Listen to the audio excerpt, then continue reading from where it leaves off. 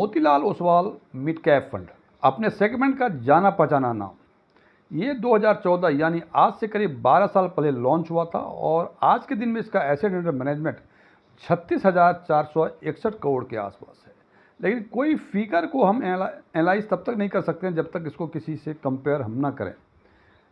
ये अपने सेगमेंट में एसेट अंडर मैनेजमेंट के हिसाब से चौथे पोजीशन पे है और सबसे पहले पोजीशन पे है एचडीएफसी का मिड कैप फंड जिनका एसेट अंडर मैनेजमेंट 97,000 करोड़ के आसपास है। कोटक महिंद्रा का मिड कैप सेगमेंट 64,700 करोड़ के आसपास का है और निपॉन इंडिया जो इनका नियरेस्ट राइवल है जो थर्ड पोजीशन पे है, इनका एसेट अंडर मैनेजमेंट 47,400 करोड़ के आसपास का है। और निपॉन इंडिया 1995 में लॉन्च हुआ था और आज पूरे 31 साल हो गए और इन्होंने 31 साल में कुल 47,400 रुपये का एसेट अंडर मैनेजमेंट है इनके पास है, जबकि पूरे 12 वर्षों में मोतीलाल का 36,461 करोड़ के आसपास है। इससे ये पता तो चलता ही है कि इन्वेस्टर्स का भरोसा Motilal Oswal mid cap fund में अभी भी है। और ये भरोसा क्यों ना हो जनाब, यदि इनका 5 वर्षों का CAGR देखें तो इनका 5 वर्षों का CAGR 21.52% था और मिड कैप सेगमेंट का कैटेगरी एवरेज का 5 वर्ष का CAGR 16.37% था, यानी कैटेगरी एवरेज से करीब 5% ऊपर का रिटर्न इन्होंने पिछले 5 वर्षों में दिया है। और परफॉर्मेंस के लिहाज से 25 फंड में से ये सबसे टॉप पोजीशन यानी फर्स्ट रैंक पर था। आज की वीडियो में चर्चा करेंगे कि इतने अच्छे डेटा के बावजूद कुछ इन्वेस्टर्स के मन में कुछ आशंकाएं हैं और हमारे कुछ इन्वेस्टर ने इस बात का हमसे रिक्वेस्ट किया कि इसके बारे में बताएं कि आखिर इस फंड में क्या करना चाहिए। मैं DM झा, आप देख रहे हैं स्टोन टैक्सफिन चैनल। यदि इस वीडियो से आपको कोई नई जानकारी मिले या ये वीडियो आपको अच्छा लगे तो इसको लाइक करें, अपने फ्रेंड्स के साथ शेयर करें, कमेंट बॉक्स में यस लिखें और यदि आपको लगे कि इसमें ऐसी कोई जानकारी नहीं है जो पहले से आपको नहीं पता थी या ये वीडियो ही आपको पसंद ना आया हो तो कमेंट बॉक्स में नो लिखें। और यदि आपकी रुचि इन्वेस्टमेंट, खासकर mutual fund investments, direct taxation और बैंकिंग में है और अभी तक आपने मेरे चैनल को सब्सक्राइब नहीं किया है तो मेरे चैनल को सब्सक्राइब करें और ऑल बटन पर क्लिक करें ताकि मेरे सभी नए वीडियो की नोटिफिकेशन आपको लगातार मिलती रहे। तो मैं बात कर रहा था कि आज की वीडियो में इस बात की एनालिसिस करेंगे और एनालिसिस के बेसिस पे हम निर्णय लेंगे कि यदि आप न्यू इन्वेस्टर हैं तो क्या इस फंड में इन्वेस्ट करना चाहिए, क्योंकि डेटा तो दिख रहा है बहुत शानदार। और यदि आप ऑलरेडी इस फंड में इन्वेस्टेड हैं तो क्या आपको होल्ड करना चाहिए और यदि होल्ड करना चाहिए तो क्या आपको न्यू यूनिट्स और एक्यूमुलेट करनी चाहिए।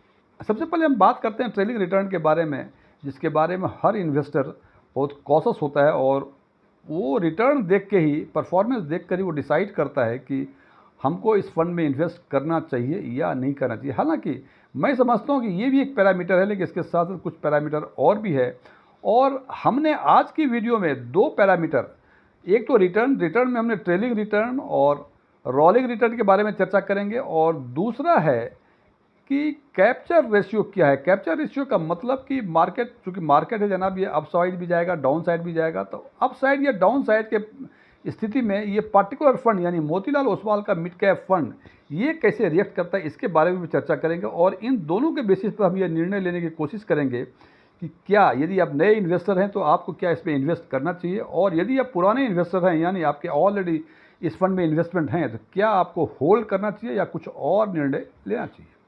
तो सबसे पहले बात करते हैं ट्रेलिंग रिटर्न की। जनाब, इनका 10 वर्ष का CAGR देखें, ये 16.14% है, जबकि कैटेगरी एवरेज का, मिड कैप सेगमेंट के कैटेगरी एवरेज का 10 वर्षों का CAGR 16.01% है।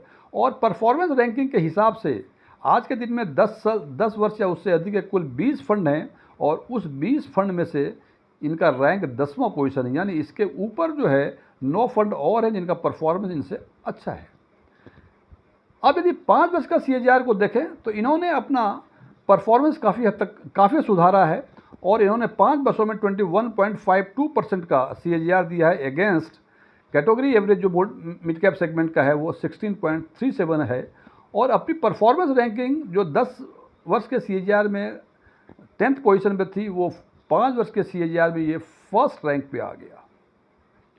और जब से ये फर्स्ट रैंक पे आया तब से ही इस फंड के जलवे लोगों को दिखने लगे। अब बात करते हैं 3 वर्ष के CAGR की। 3 वर्ष का CAGR इस फंड का 17.3% है, जबकि कैटेगरी एवरेज जो 3 वर्ष का है मिड कैप सेगमेंट का वो 18.82% है। इसका मतलब कि इन्होंने कैटेगरी एवरेज से भी खराब परफॉर्म किया है यदि हम 3 वर्ष के CAGR की बातें करें। और परफॉर्मेंस रैंकिंग के हिसाब से टोटल 29 फंड में से इनका रैंक 22वां रैंक है। इसका मतलब इनसे नीचे केवल 7 ही फंड हैं और इनके ऊपर 21 फंड और हैं जो जिनका परफॉर्मेंस 30 वर्ष के CAGR के बेसिस पे इनसे बेहतर है। अब बात करते हैं पिछले 1 वर्ष के ट्रेलिंग रिटर्न की। जनाब, पिछले 1 वर्ष का ट्रेलिंग रिटर्न इस फंड का नेगेटिव रिटर्न है -10.15%। हालांकि मिड कैप सेगमेंट का पिछले 1 वर्ष का परफॉर्मेंस काफ़ी अच्छा नहीं रहा, तो कैटेगरी एवरेज 4.16% है और उसके अगेंस्ट इन्होंने -10.15% का रिटर्न दिया है। इसका मतलब कैटेगरी एवरेज से तुलना करें तो करीब करीब 14 साढ़े 14% के आसपास खराब परफॉर्म किया, अंडर परफॉर्म किया है उसके कैटेगरी एवरेज को। और परफॉर्मेंस रैंकिंग के हिसाब से 1 वर्ष से अधिक पुराना फंड 30 है और ये आखिरी पायदान पे या 30th पोजीशन पे है। इससे खराब किसी और फंड का परफॉर्मेंस पिछले 1 वर्ष का मिड कैप सेगमेंट में नहीं। हम ये कह सकते हैं कि भाई 10 साल में भी ठीक था, 10वां पोजीशन पे था, 5 साल में टॉप रैंक पे था, 3 साल में थोड़ा और ख़राब किया 22वें रैंक पे, लेकिन 1 साल में तो इसने हद कर दी और अपने सेगमेंट के सबसे आखिरी पायदान पर पहुंच गया। तो बेहतर है कि इससे निकल जाना चाहिए। लेकिन जनाब, ये 1 साल पुराना है, थोड़ा और नज़दीक पहुंचते हैं। 6 महीने का रिटर्न यदि देखते हैं इनका कि क्या इसमें सुधार आया है, तो 6 महीने में ये 3.88% था और 31 में से 31वां पोजीशन पे थे। यानी लास्ट जो 1 साल में जो स्थिति थी वही स्थिति बरकरार रही इनकी पिछले 6 महीने के परफॉर्मेंस के आधार पर भी। 3 महीने में इनका परफॉर्मेंस 16.51% था और 33 फंड में से ये 19 पोजीशन पे आ गया था और पोजीशन इन्होंने काफ़ी इम्प्रूव किया। पिछले 1 महीने में इन्होंने 2.03% का रिटर्न दिया, ट्रेलिंग रिटर्न दिया और 33 फंड में से ये अगेन अपनी स्थिति खराब कर ली और 22वें पायदान पर चले गए। और पिछले 1 सप्ताह में इन्होंने अब स्थिति काफ़ी अच्छी सुधारी है और 1 सप्ताह का जो परफॉर्मेंस है, जो ट्रेलिंग रिटर्न है इनका 0.42% है और परफॉर्मेंस के लिहाज से 1 वीक के परफॉर्मेंस के लिहाज से 33 फंड में से 5वें पोजीशन पे है। तो जनाब, ये स्थिति थी। यहाँ हमने देखा कि जो स्थिति इनकी 1 साल में थी, पिछले 3 महीने में से 3 महीने में, 1 महीने में और 1 वीक में थोड़ा सा इम्प्रूव किया। लेकिन जनाब, ये इसकी पूरी कहानी नहीं है। इसकी अगली कहानी हम देखेंगे रोलिंग रिटर्न में, क्योंकि 3 वर्ष में पोजीशन खराब तो थी लेकिन उतनी खराब नहीं थी जितनी पोजीशन पिछले 1 वर्षों में हुई। तो क्यों नहीं रोलिंग रिटर्न को देखा जाए और उसके हिसाब से फिर निर्णय लिया जाए कि देखिए क्या होता है।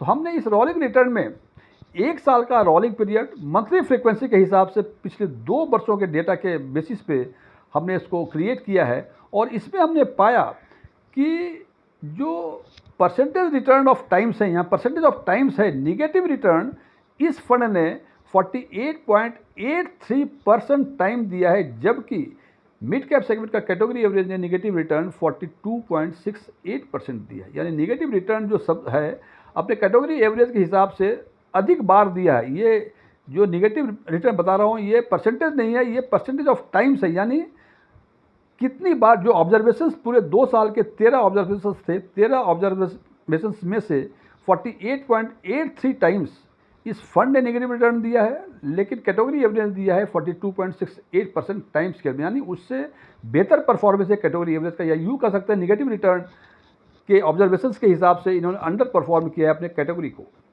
0 से 8% में रिटर्न जो मिला इनको 47.56% टाइम्स मिला, जबकि category average mid cap segment का 53.5% था। जनाब, यहाँ देखते हैं कि कैटेगरी एवरेज ने अधिक परसेंट टाइम दिया है 0 से 8% और मोतीलाल ओसवाल ने कम दिया है। तो इसको इंटरप्रेटेट करें जनाब, ये मिड कैप सेगमेंट की बातें हम कर रहे हैं। मिड कैप सेगमेंट में 0 से 8% का रिटर्न के लिए हम तो मिड कैप सेगमेंट में इन्वेस्ट करते नहीं हैं।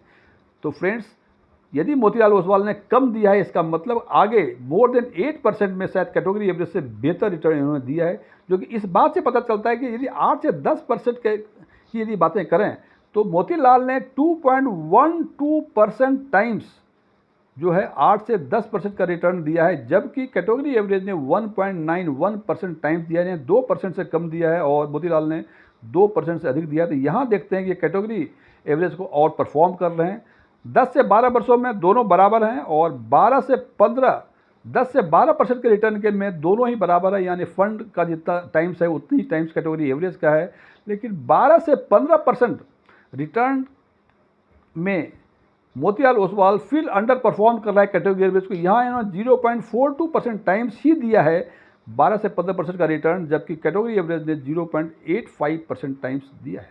जनाब, यहाँ देखा हमने कि ट्रेलिंग रिटर्न के बेसिस पे, रोलिंग रिटर्न के बेसिस पे हमें लगता है कि स्थितियाँ बहुत बेहतर दिख नहीं रही। लेकिन एक तीसरा जो हमने पैरामीटर लिया है कैप्चर रेशियो, कैप्चर रेशियो को यदि बातें करें, जैसे मैंने पहले बताया, इसका सीधा मतलब है कि मार्केट है जनाब, ये ऊपर नीचे तो होगा ही होगा। तो ऊपर नीचे जब भी होता है तो इस फंड का कितना प्रोडक्शन है, या यूँ कह लें मार्केट यदि अपवर्ड पोजीशन में है, जितना रिटर्न दे रहा है उसके कंपैरिजन में ये फंड कितना रिटर्न देगा, और यदि मार्केट डाउनवर्ड पोजीशन में है तो ये फंड का परफॉर्मेंस डाउनवर्ड कितना होगा यदि कंपेयर करें उसके कैटेगरी एवरेज से। तो यानी यदि हमारा अपसाइड मूवमेंट 100 से अधिक है तो बेहतर है, और डाउन साइड कैप्चर रेशियो यदि 100 से कम है तो वो काफ़ी अच्छा है। इस हिसाब से हमने 1 साल और 3 साल के पीरियड का कैप्चर रेशियो निकाला हुआ है। तो सबसे पहले 3 वर्ष की बातें करते हैं। 3 वर्ष में अपसाइड कैप्चर रेशियो इस फंड का 89% था, जबकि डाउन साइड 94%।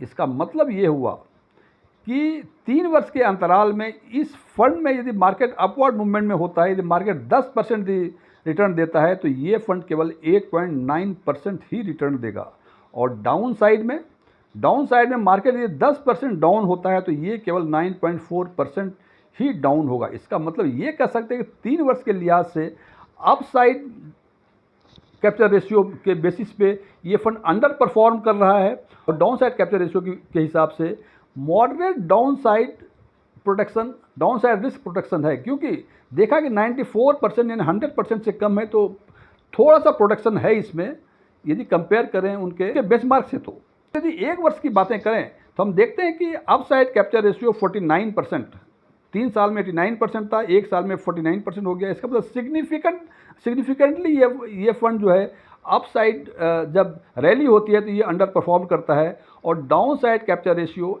111%। इसका मतलब कि पिछले 3 वर्ष की तुलना में 1 वर्ष में स्थितियां और ख़राब हो गई हैं। अपसाइड सिग्निफिकेंटली अंडर परफॉर्म कर रहा है, और डाउन साइड में पुअर प्रोटेक्शन। यदि मार्केट 10% रिटर्न देगा, नेगेटिव 10% रिटर्न देगा, तो ये फंड 11.1% यानी 111% के हिसाब से डाउन साइड जाएगा। तो हम ये देख रहे हैं कि 3 वर्ष में भी स्थिति ठीक नहीं थी, लेकिन 3 वर्ष के बाद स्थितियां और बिगड़ी हैं। अब इन तीनों को, ट्रेलिंग रिटर्न, रोलिंग रिटर्न और कैप्चर रेशियो के बेसिस पे यदि हम निर्णय लेने की कोशिश करें तो हम ट्रेलिंग रिटर्न में देखा कि पिछले 1 वर्ष बहुत ही खराब परफॉर्मेंस, रोलिंग रिटर्न के बेसिस पे जो देखा लास्ट 2 ईयर्स का 12% से अधिक का रिटर्न कैटेगरी एवरेज से भी कम दे रहा है, और कैप्चर रेशियो के हिसाब से देखा कि 3 वर्ष में भी स्थितियां ठीक नहीं थी, और पिछले 1 वर्ष में अपसाइड कैप्चर रेशियो के हिसाब से ये सिग्निफिकेंटली ये अंडर परफॉर्म कर रहा है बेंचमार्क को, और डाउन साइड में भी पुअरली प्रोटेक्टेड है। इन तीनों के बेसिस पे हम एक निर्णय तो ले ही सकते हैं कि जो न्यू इन्वेस्टर है, जो चाहते हैं कि ये इनका जलवे वाला के डेटा से प्रभावित होकर इन्वेस्ट करना चाहते हैं, तो वो इन्वेस्ट तो कतई ना करें,